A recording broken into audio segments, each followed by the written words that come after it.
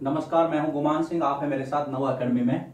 अब हम बात करेंगे ऊर्जा के गैर परंपरागत स्रोत। लेकिन इसके पहले एक छोटी सी बात मैं आपको बताना चाहूंगा। इसके पहले का जो वीडियो था उसमें हमने परंपरागत स्रोतों के बारे में पढ़ा था और वहां पर मैंने आपको बताया था कि इनके भंडार सीमित हैं, लेकिन लिखने में त्रुटि हुई थी, असीमित लिख दिया था। उसको सीमित कर दे। आपके जो नोट्स हैं, अगर आपने उसमें गलती से परंपरागत स्रोत में असीमित लिख दिया है तो उसको सीमित रखे, क्योंकि वो लिमिटेड है, अनलिमिटेड नहीं है। इसको थोड़ा सा आप करेक्ट कर ले, है ना। आगे चलते हैं। ऊर्जा के गैर परंपरागत का मतलब है वे संसाधन जो परंपरा से हम इस्तेमाल नहीं कर रहे हैं और जो परंपरागत स्रोत है उनकी जगह पे विकल्प के रूप में हम लोग उसको देखते हैं।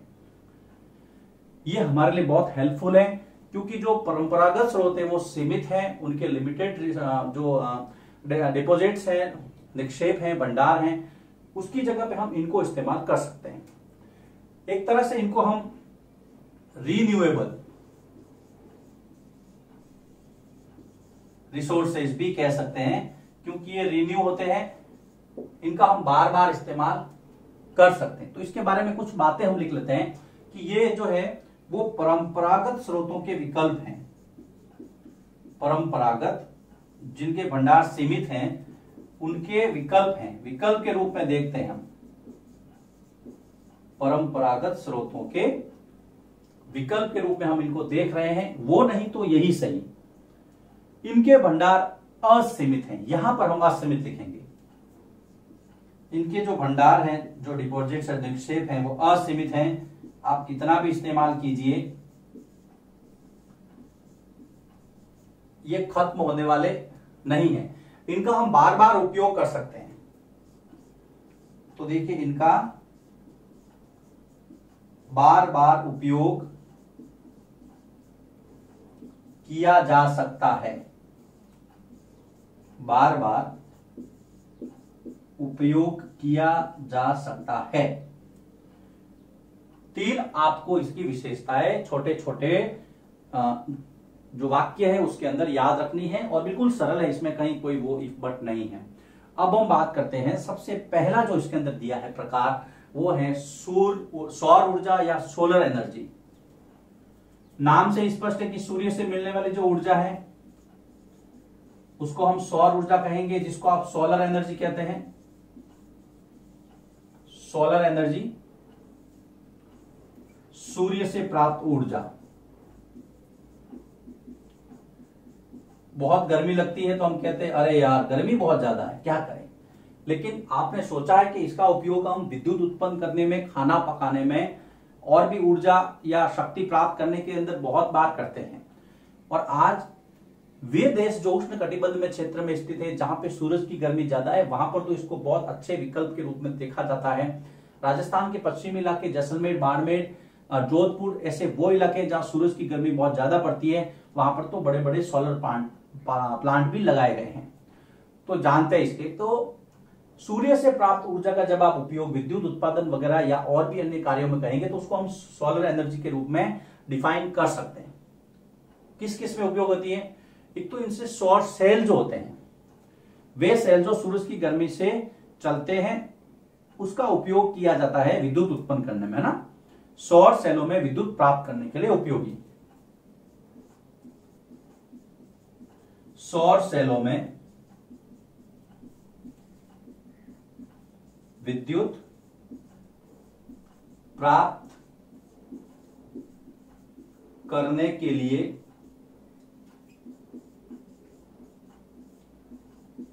उपयोगी सौर सेल होते हैं। फिर बड़े बड़े पैनल बनाए जाते हैं, उससे जो इलेक्ट्रिसिटी प्रोडक्शन होता है, खास करके उष्ण कटिबंध वाले जो देश हैं उसमें काफी इसका प्रयोग होता है। तो हम कह सकते हैं कि उष्ण कटिबंधीय इलाकों में, उष्ण कटिबंधीय इलाकों में इसका ज्यादा उपयोग होता है, क्योंकि वहां सूरज की गर्मी की मात्रा ज्यादा है। जहां पर सूरज की गर्मी ज्यादा पड़ेगी वहां पर इसका इस्तेमाल किया जाएगा। हम लोग खाना भी बना सकते हैं। आप साइंस में पढ़ते हैं, सौर कुकर बनाते हैं हम, सोलर कुकर जिसको आप बोलते हैं, इसके अंदर खाना पक जाता है सूरज की गर्मी से। तो सोलर कुकर, है ना, लिखिए आप इसको। सौर कुकर,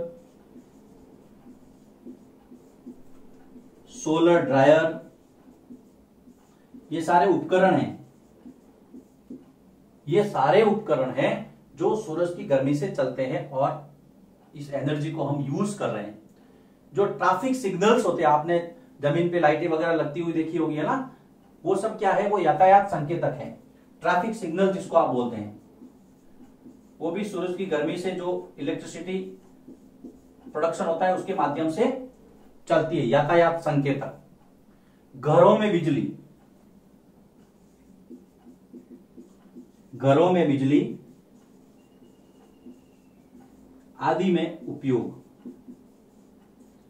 आदि में आप अपने घर के ऊपर भी सोलर पैनल लगा सकते हैं। इसकी ज्यादा जानकारी अगर आपको चाहिए तो आप जो इसकी वेबसाइट्स होती हैं सोलर एनर्जी की, आजकल तो गवर्नमेंट ऑफ इंडिया और स्टेट गवर्नमेंट्स भी अलग अलग सब्सिडी दे करके लोगों को कह रहे हैं कि आप इसका उपयोग कीजिए, सोलर एनर्जी का। तो सौर ऊर्जा में इतना ही है आपके यहां इस सिलेबस के अंदर। सबसे पहले हमने शुरू किया गैर परंपरागत स्रोत, जिसकी 3 विशेषताएं देखिए। इनको हमने परंपरागत स्रोतों के विकल्प के रूप में देखा है। इनके भंडार असीमित है ना, इनको हम बार बार उपयोग कर सकते हैं, तीसरा ये। इसके बाद में जो सोलर एनर्जी सबसे पहले हमने लिया था कि सूर्य से प्राप्त ऊर्जा है वही सोलर एनर्जी है, जिसको हम विभिन्न माध्यम से इलेक्ट्रिसिटी प्रोडक्शन, विद्युत प्राप्त करने में करते हैं। जो उष्णकटिबंधीय इलाके हैं वहां पे सूरज की गर्मी ज्यादा होती है, वहां पे इसको हम इस्तेमाल करते हैं। सौर कुकर, सोलर ड्रायर, यातायात संकेतक, घरों में बिजली, ये इसके प्रयोग हैं। छोटा सा टॉपिक था, ज्यादा इसके अंदर कुछ है नहीं, लेकिन मैं फिर से कह रहा हूं आपको, जो मैंने इसके पहला वीडियो जो दिया था उसमें परंपरागत स्रोतों को मैंने असीमित बता दिया था, उसको आप सीमित समझे। ओके, लिखिए, इसको नोट कीजिए, फिर हम आगे बढ़ते हैं। सौर ऊर्जा के बाद में हम बात करते हैं दूसरा गैर परंपरागत स्रोत, जिसको हमने पवन ऊर्जा के रूप में लिया है, जिसको विंड एनर्जी बोलते हैं आप। हवा का वेग इतना ज्यादा हो कि उससे हम बिजली बना सकें। और वैसे भी पवन चक्कियों के माध्यम से प्राचीन काल में, ये देखिए, पवन ऊर्जा, हवा और स्पेशली आप पवन कहेंगे, पवन से उत्पन्न ऊर्जा, जिसका उपयोग हम विभिन्न कार्यों में करते हैं। प्राचीन काल में जो पवन चक्कियां थी उसके माध्यम से, पवन चक्कियां जो प्राचीन काल के अंदर पानी निकालना, अनाज पीसना, ये हम प्राचीन काल से करते आ रहे हैं। लेकिन आज हम उसका सबसे अच्छा उपयोग है वो किसमें कर रहे हैं, विद्युत उत्पादन में, बिजली बनाने में कर रहे हैं। जनरेटर के माध्यम से आजकल विद्युत उत्पादन होता है, हवा जब तेज चलती है। अब आपके मन में प्रश्न आ सकता है, जनरेटर के माध्यम से विद्युत उत्पादन, आपके मन में एक प्रश्न आ सकता है कि सर कितना वेग होना चाहिए हवा का। हमारे यहां जो नॉर्मल हवा चलती है वहां पर यह संभव नहीं है। जानकार ये कहते हैं कि 8 किलोमीटर प्रति घंटा, 8 किलोमीटर प्रति घंटा की रफ्तार से यदि हवा चल रही है तो वहां पे संभावनाएं होती है कि आप हवा से, पवन से बिजली का उत्पादन कर सकें। इसके लिए पवन फॉर्म लगाए जाते हैं, और पवन फॉर्म जो विंड फॉर्म है वो कहां कहां सुटेबल होते हैं उसके लिए जगह देखिए। यदि आपको पवन फॉर्म लगाना है तो आपको हवा की रफ्तार बहुत तेज चाहिए, और हवा की रफ्तार तेज कहां कहां हो सकती है, एक तो आपके जो तटीय इलाके हैं, समुद्री तटीय इलाके, वहां पे हवा तेज चलती है। तो तटीय क्षेत्र या जो पर्वतों की जो घाटियां हैं, पर्वतों की घाटियां, ये क्षेत्र है इसके लिए उपयुक्त, कि जहां पे आप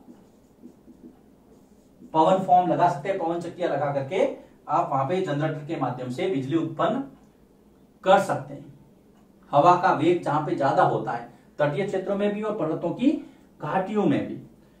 और मिनिमम जो रफ्तार बताते हैं जानकार वो है 8 किलोमीटर प्रति घंटा की जो रफ्तार है इतनी होनी चाहिए, तब आप वहां पे विंड एनर्जी से इलेक्ट्रिसिटी प्रोडक्शन जो है वो कर सकते हैं।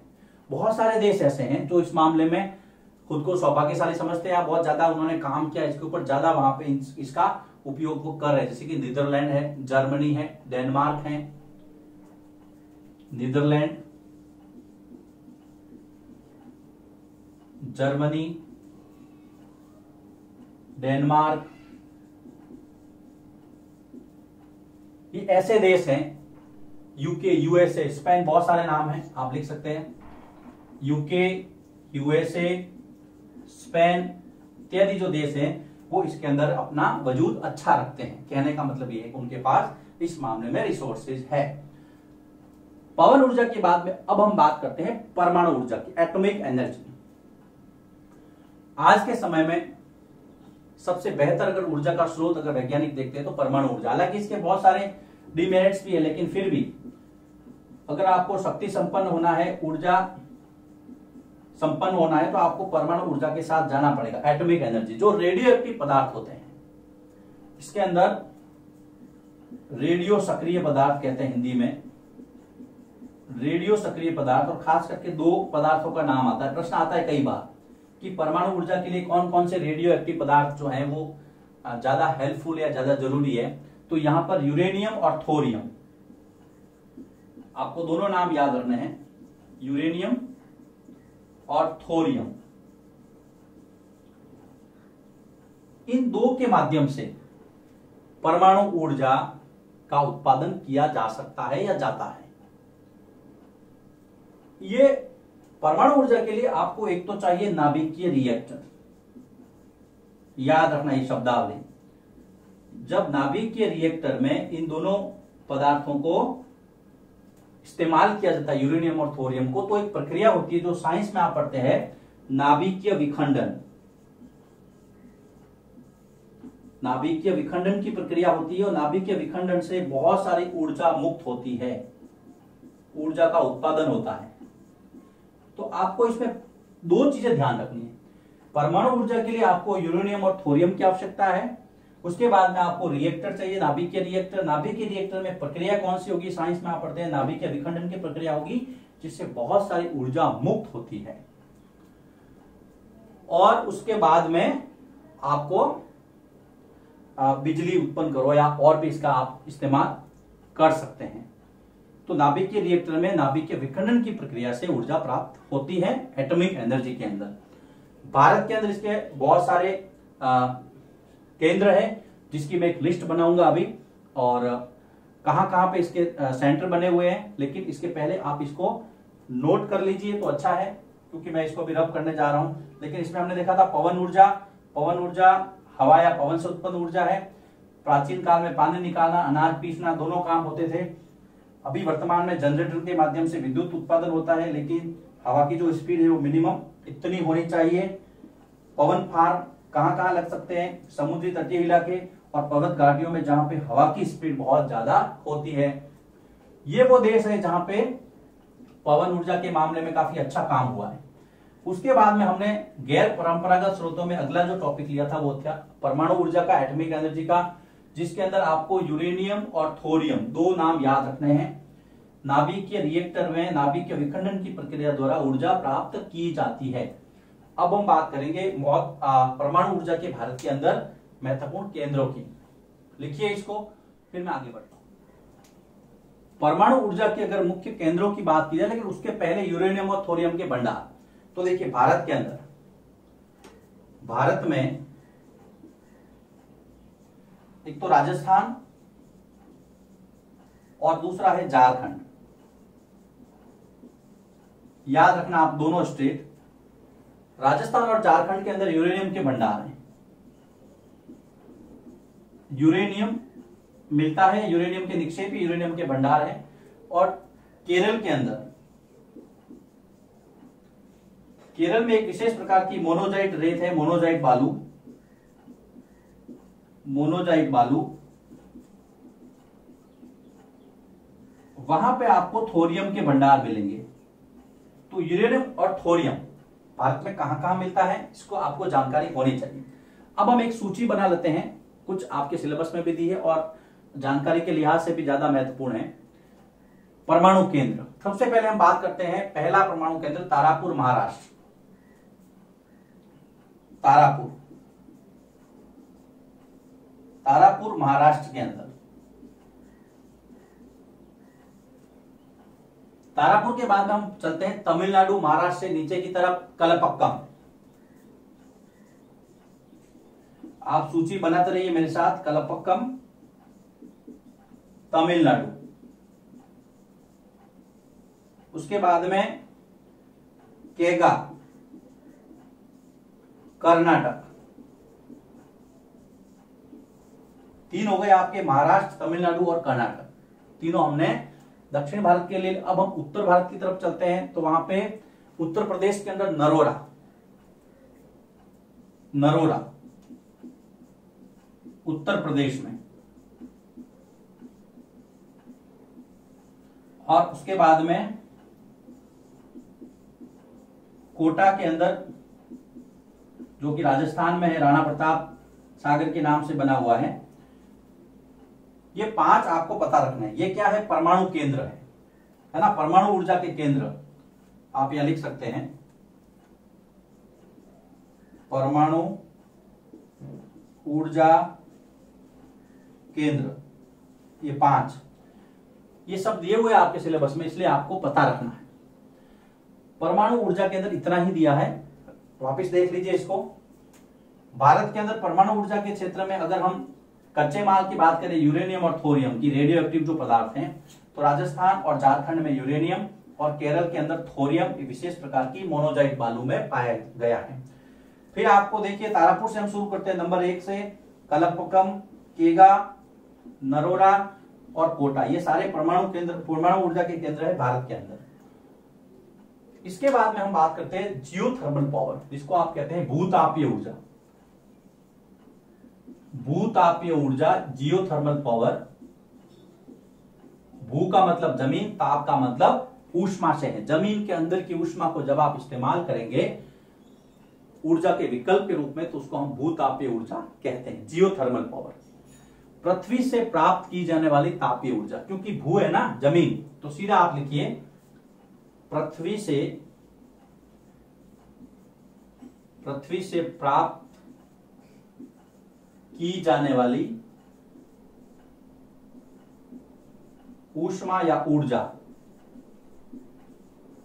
जमीन के अंदर आपने देखा होगा कि बहुत सारी गर्मी होती है। हम जमीन के अंदर जैसे जैसे नीचे जाते हैं, पृथ्वी के अंदर गहराई बढ़ने पर जो तापमान है वो बढ़ता जाता है ना। तो आप इसको ध्यान रखेंगे, पृथ्वी के अंदर गहराई बढ़ने पर जैसे जैसे आप पृथ्वी के अंदर जाएंगे, तापमान बढ़ता जाता है। और उसी ऊर्जा का उपयोग हम लोग करते हैं अपने अन्य कामों के लिए, जो हमें ऊर्जा से संबंधित काम होते हैं हमारे। यह ताप पृथ्वी के ऊपर हमारे अनेक कार्यों में इस्तेमाल किया जाता है। कभी कभी ये गर्म जल के स्रोतों के रूप में, गर्म जल के स्रोत, खास करके जो झरने वगैरह होते हैं, के रूप में जमीन पर यह उपलब्ध है।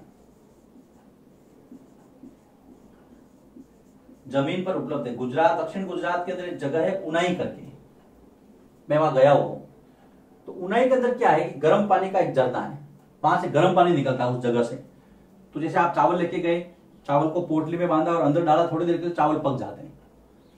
तो वो है क्या? वो जियोथर्मल पावर है। पृथ्वी के अंदर की जो गर्मी है वो पानी के झरने के रूप में बाहर आ रही है। गर्म पानी है वो, उसके अंदर आप कुछ भी डालोगे तो पक जाएगा। तो ये सबसे बड़ा प्रैक्टिकल एग्जांपल है अगर आप वहां पर रहते हैं या आसपास। लेकिन भारत के अंदर अगर बात करें हम, तो हिमाचल के अंदर मणिकरण के अंदर इसका बहुत अच्छा प्लांट लगा हुआ है। हिमाचल में, याद रखना, मणिकरण, ये भूतापीय ऊर्जा का बहुत अच्छा प्लांट है। उसके अलावा लद्दाख के अंदर जो पूगा घाटी है, वहां पर भी इसको डेवलप किया गया है। ये हम भारत की बात कर रहे हैं, ध्यान रखना। और विश्व का सबसे बड़ा अगर कहीं प्लांट लगा है तो यूएसए के अंदर है, अमेरिका के अंदर, यूएसए में भूतापीय ऊर्जा का सबसे बड़ा प्लांट अगर कहीं लगा है तो वो संयुक्त राज्य अमेरिका में है। भारत के अंदर हिमाचल में मणिकरण और लद्दाख में पूगा घाटी। वेरी वेरी वेरी इंपॉर्टेंट, कई बार एग्जाम में आता है कि भारत में जियोथर्मल पावर के 2 केंद्र बताइए, कहां पे प्लांट लगे हुए हैं। अब हम क्या क्या उपयोग कर सकते हैं इसका, तो सीधा सीधा मैंने बताया था, देखो मैं यहां लिख रहा हूं। भोजन बनाने में मैंने आपको चावल पकने वाली बात बताई थी, इसके लिए आप प्लांट भी लगा सकते हैं, उसके लिए वैज्ञानिक विधियां होती हैं। ऊर्जा ऊष्मा प्राप्त करने, गर्मी प्राप्त करने के लिए, और भी बहुत सारे अगर आप काम कर सकते हैं तो यह आपका काफी उपयोगी साबित हो सकता है आपके लिए। तो अब इसमें देखिए भूतापीय ऊर्जा में आपको ध्यान क्या रखना है, वो पृथ्वी के अंदर की जो गर्मी है उसको हम बाहर जब आती है तो उसको यूज करते हैं, क्योंकि हम जानते हैं कि पृथ्वी के अंदर आप जैसे जैसे गहराई में जाएंगे वैसे वैसे तापमान क्या होगा, बढ़ता जाएगा। और वो तापमान जो है वो गर्म जल के जो पानी के स्रोत हैं, झरने हैं, चश्मे हैं, उसके रूप में जमीन के बाहर निकलता है। 2 आपको केंद्र ध्यान रखना है, हिमाचल और लद्दाख, मणिकरण और पूगा घाटी। और यहां पर आपको उपयोग है 2, ये है आपके जियोथर्मल पावर अर्थात भूतापीय ऊर्जा। लिखिए इसको, फिर हम इसको आगे बढ़ाएंगे। हम पढ़ रहे हैं ऊर्जा के गैर परंपरागत स्रोत, हम बात कर रहे हैं ऊर्जा के गैर परंपरागत स्रोतों की। अब हम इसको आगे बढ़ाते हैं और बात करते हैं अगले स्रोत की, जिसका नाम है ज्वारीय ऊर्जा। ज्वारीय ऊर्जा जिसको आप टाइडल एनर्जी कहते हैं। आपने ज्वार भाटा के बारे में सुना होगा, जो समुद्र के अंदर आता है। जब पानी लहरों के साथ ऊपर चढ़ता है तो उसको ज्वार कहते हैं, नीचे उतरने की जो प्रक्रिया है उसको भाटा कहते हैं। ये आप समझ चुके हैं 7th क्लास में।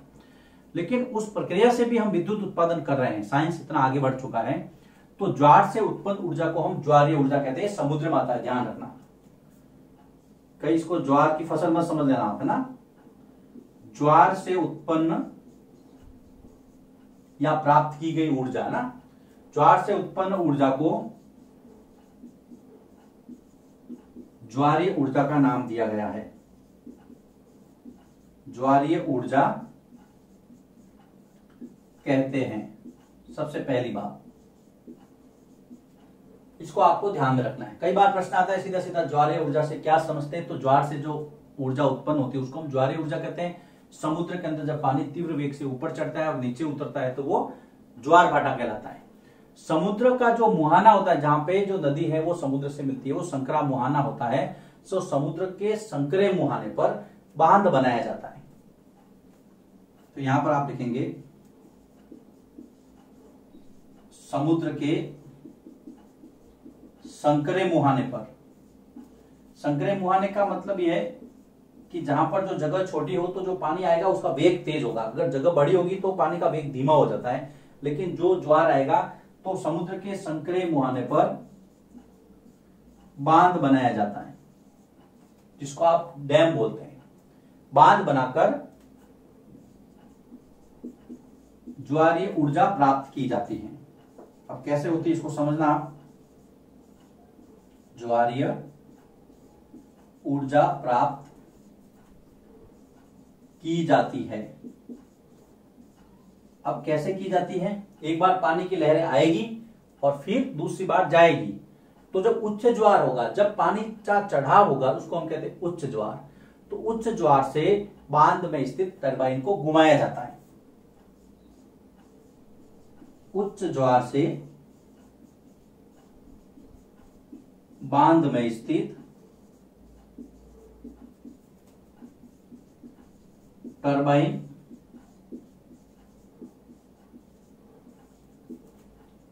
को घुमाया जाता है।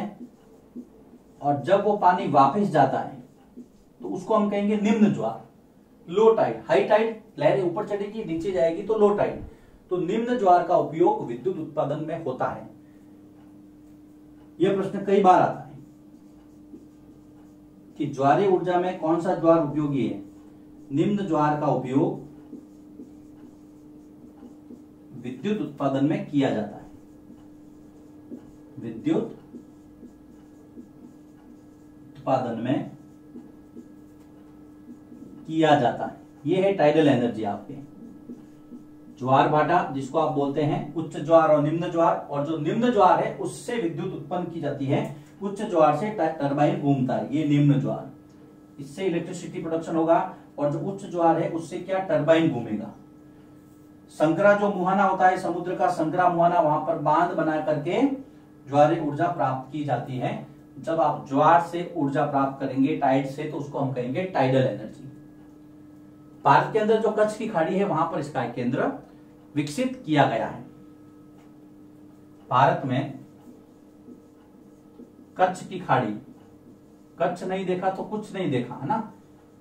गुजरात के अंदर कच्छ की खाड़ी के अंदर इसका स्टेशन बनाया गया है। इसके अलावा जो रसिया है, फ्रांस है, ये अपना आपको टाइडल एनर्जी के अंदर आगे रखते हैं। ये तो हो गया आपके ज्वारीय ऊर्जा। अब हम बात करते हैं बायोगैस की। बायोगैस गांवों के अंदर, बायोगैस गांवों के अंदर बहुत अच्छा इसका रिसोर्सेज है। क्यों? क्योंकि वहां पर वे चीजें मिलती है जो इसके लिए चाहिए। अब बायोगैस में क्या चाहिए? एक तो देखिए मृत पौधे, जो डेड प्लांट्स हैं, जो मर गए हैं, एक तो मृत पौधे, उसके बाद में जंतुओं के अवशेष, जो जंतु कीड़े मकोड़े कीट पतंगे, सारे जंतुओं के अवशेष, बड़े जंतु छोटे जंतु, ये सब मरे हुए, उनके जो अवशेष बचे हैं जिसके अंदर जीव मौजूद नहीं है, तो सारी मरी हुई चीजें, देखो मृत पौधे, जंतुओं के अवशेष, वनस्पतियों के सड़े गले अंश, वनस्पतियों के सड़े गले अंश, ये भी इसके अंदर काम आता है। तो सारी हम जिसको वेस्ट समझते हैं वो इसके अंदर काम आ रही है। देखो मरे हुए पौधे, जंतुओं के अवशेष, वनस्पतियों की सड़ी गली अंश, पशुओं का गोबर। देखिए पशुओं का गोबर, आप रसोई में जो चीजें फेंक देते हैं, रसोई के अपशिष्ट, बचे हुए भाग जो हैं, इसमें सब्जियों के छिलके हो सकते हैं, कुछ भी हो सकता है ना। रसोई में जो काम करते हैं वो इसको ज्यादा जानते हैं। कभी रसोई में जाके देखना, इतना सारा कचरा मिलेगा आपको, सारा यूज होता है। इन सबको आदि को किसमें बदला जाता है? बायोगैस में, प्लांट लगा करके बायोगैस में बदला जाता है। बदलता कौन है? इनको सबको प्लांट में डाला जाता है, तो वहां पे जो बैक्टीरियाज होते हैं, जो जीवाणु होते हैं, वो बैक्टीरिया ये काम करते हैं। इन सारे अपशिष्ट को गैस में बदलने का काम कौन करता है? बैक्टीरिया। तो ये बैक्टीरिया के कारण होता है। बायोगैस की जो उपस्थिति होती है, जो प्रोडक्शन होता है, वो किसके कारण से होता है? बैक्टीरिया के कारण। जहां पे नमी होती है, आप ये सारी चीजें गड्ढा करके अंदर डाल दो, तो वहां पे नमी होगी, जो बैक्टीरिया होंगे वो इसको खा करके इससे एक तो जैविक खाद बनाएंगे। देखो क्या क्या बैक्टीरिया एक तो जैविक खाद बनाते हैं, जो कि बहुत अच्छा होता है, रासायनिक खाद की बनिस्पत काफी फायदेमंद होता है, कोई नुकसान नहीं करता है।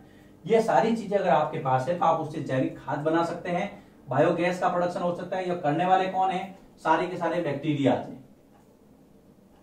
इसके लिए प्लांट लगता है और एक सिस्टमेटिक वे में काम होता है। अब ये जो बायोगैस है वो किसका कंपोनेंट है, किसका मिश्रण है? तो ये मीथेन और कार्बन डाइऑक्साइड, दो चीजें हैं इसके अंदर, ये ध्यान रखना। बायोगैस मैं यहां लिखता हूं, बायोगैस एक तो मीथेन प्लस कार्बन डाइऑक्साइड का मिश्रण है। कार्बन डाई, इसको आपको ध्यान रखिए, प्रश्न कई बार आता है कि जो बायोगैस है वो किसका मिश्रण है? मीथेन और कार्बन डाइऑक्साइड का। इधर से मैं इसको सर्कल में ले लेता हूं, इस तरह से इसको ब्लॉक कर देता हूं। तो देखिए बायोगैस के लिए आपको क्या क्या चाहिए? मरे हुए पौधे, जंतुओं के अवशेष, वनस्पतियों के सड़े गले अंश, पशुओं का गोबर, रसोई के अपशिष्ट, ये सारे जो हैं वो बैक्टीरिया के द्वारा, किसके द्वारा? बैक्टीरिया के द्वारा किसमें बदल दिए जाते हैं? बायोगैस मुक्त होती है और जैविक खाद में कन्वर्ट हो जाते हैं। बहुत सारा उपयोग होता है खाना बनाने के अंदर, बायोगैस का हम उपयोग करते हैं विद्युत उत्पादन में, जैविक खाद मिलता है आपको इससे। तो ये सारी चीजें हैं बायोगैस की। बायोगैस उन क्षेत्रों में जहां पे जो ग्रामीण पृष्ठभूमि है, यहाँ पे गांव ज्यादा है, जहां पे पशु ज्यादा है, वनस्पति ज्यादा है, वहां पर ज्यादा सक्सेस है। इसके लिए बकायदा बायोगैस का प्लांट लगता है। सरकार भी इसकी समय समय पे सब्सिडी देती है लोगों को और इसको यूज करने के लिए, क्योंकि हम पढ़ रहे हैं गैर परंपरागत नए विकल्प क्या है। बायोगैस भी हमारे लिए अच्छा विकल्प है। रसोई में आप इसका खाना पकाने के लिए इस गैस का इस्तेमाल कर सकते हैं। जैविक खाद आपकी खेती में इस्तेमाल होगा ना, इलेक्ट्रिसिटी प्रोडक्शन, तो बहुत सारी चीजें हैं इसके अंदर। तो अभी हमने दो चीजें देखी यहाँ पे, एक तो ज्वारीय ऊर्जा और दूसरा देखा हमने बायोगैस। लिखिए इसको। अब हम ऊर्जा के एक और प्रकार की बात करते हैं जिसका नाम दिया हमने जल विद्युत। जल से उत्पन्न ऊर्जा। देखिए जल हालांकि असीमित है, लेकिन अगर उसका हम ढंग से उपयोग नहीं करते हैं तो समस्या ग्रसित हो सकते हैं, कठिनाई में आ सकते हैं। अब जल विद्युत प्राप्त कैसे की जाती है? तो आपने बहुत बड़े बड़े डैम देखे होंगे। अब क्या होता है देखिए, बांधों से, जो डैम होते हैं उनको बांध कहते हैं, बांधों से जल को ऊंचाई के साथ, हाइट से गिराया जाता है। आपने झरने देखे होंगे ना, बस उसी स्टाइल में। बांध हमेशा नदी के ऊपर बनाए जाते हैं, क्योंकि नदी का जो पानी है उसको संग्रहित एक जगह पे किया जाता है ताकि उसका जल विद्युत में इस्तेमाल हो सके। बाकी का जो पानी है उसको हम एग्रीकल्चर के अंदर इरिगेशन के लिए, सिंचाई के लिए यूज कर सकें। तो बांधों से जल को ऊंचाई से गिराने पर, है ना, बांधों को जल से ऊंचाई से गिराकर या गिराने पर अब हेल्प किसकी ली जाती है उसके साथ में? टरबाइन और जनरेटर, दो यहां पर इक्विपमेंट्स हैं, टरबाइन तथा जनरेटर के माध्यम से ऊंचाई से गिराना है, फिर टरबाइन और जनरेटर की हेल्प लेनी है। आप साइंस में इसको बखूबी समझते होंगे, पढ़ते होंगे। बिजली उत्पन्न की जाती है, बिजली उत्पन्न की जाती है, जिसको हम क्या कहते हैं? जल विद्युत की जाती है, जिसे जल विद्युत कहा जाता है। विश्व में जितनी ऊर्जा है उसका 1/4 जल विद्युत के रूप में पाया जाता है।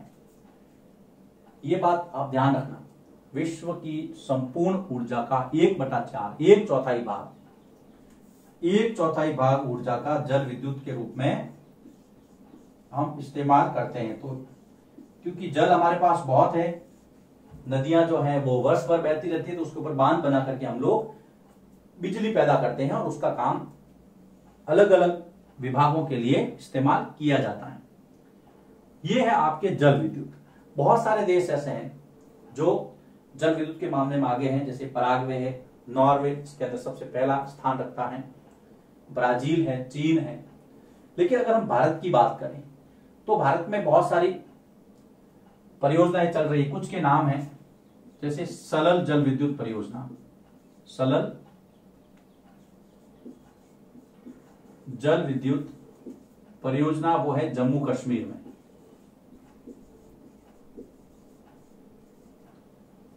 ध्यान रखना, आप एग्जाम में पूछ लेते हैं। भाखड़ा नांगल,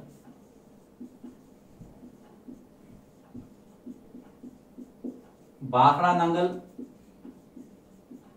पंजाब, हिमाचल। उसके बाद में गांधी सागर, मध्य प्रदेश। देखिए मैं नदियों का नाम नहीं लिख रहा हूं, वो नदियों का नाम मैंने आपके लिए छोड़ा है, आपको एक काम दे रहा हूं। मैंने जो जो परियोजना लिखी है वो कौन सी नदियों पर स्थित है उसके नाम आपको पता रखने हैं। एटलस से ढूंढने, पता करने, कहीं से भी आप सर्च करो, ये आपका काम है। फिर आप मुझे बता सकते हैं कि सर ये परियोजना यहां पर है, तो मुझे बहुत खुशी होगी। नागार्जुन सागर, दामोदर नदी घाटी परियोजना, है ना। तो नाम आपको मैं बता रहा हूं, आप इसके नदियां मुझे बता देना। दामोदर नदी घाटी, ये सब नाम है इनके, आपको पता करना है। देखिए 3 स्टेट मैंने बताया आपको, नागार्जुन सागर, दामोदर नदी घाटी के राज्य भी पता करने हैं, ये मैं आपको काम दे रहा हूं। और राज्यों के साथ में इसकी कौन कौन सी नदियां हैं वो भी पता करनी है और मुझे बताना है। अगर आप बताएंगे तो मुझे अच्छा लगेगा। दामोदर नदी घाटी, जैसे इसके दामोदर नदी से इसका नाम स्पष्ट होता है, और कहां बहती वो राज्य मुझे बता दीजिएगा। एक और फैक्ट इसके अंदर दिया है कि सौर चालित बस अड्डा स्कॉटलैंड के अंदर, छोटा छोटा फैक्ट है आपकी किताब में दिया है। सौर ऊर्जा से चलने वाला बस अड्डा कहां पे स्थापित किया गया है? सबसे पहला स्कॉटलैंड में, ध्यान रखना। अब बारी आती है कि ऊर्जा का हम बचाव कैसे करें, ऊर्जा का संरक्षण कैसे करें, ऊर्जा का उत्पादन ज्यादा से ज्यादा कैसे करें। तो इसका एक मंत्र दिया है, वो मंत्र मैं आपको बताता हूं कि ऊर्जा का अगर आप बचत करेंगे, वो बचत ही ऊर्जा का उत्पादन है। इस बात को हम सबको समझना है। ऊर्जा का उतना ही उपयोग करें जितना आपको आवश्यकता है, आने वाली पीढ़ी के लिए इसको बचा के रखें, क्योंकि ऊर्जा के संसाधन है वो सीमित है। साथ ही ऐसा नहीं कि ये अनलिमिटेड है तो हम इसका मनचाहा उपयोग करें, नहीं। मानव कल्याण के अंदर जिसका इसका उपयोग कर सकते हैं, करना चाहिए। इसकी बचत करें, इसकी बचत ही इसका उत्पादन है। तो यहां पर यह जो तीसरा अध्याय है, खनिज और शक्ति संसाधन, समाप्त होता है। इसके मैंने लगभग 4 वीडियो दिए हैं आपको, तो चारों वीडियो को आपको ढंग से देखना है। इनको देखने के बाद में आपको एक्सरसाइज के जो क्वेश्चन है वो आप आराम से कर पाएंगे।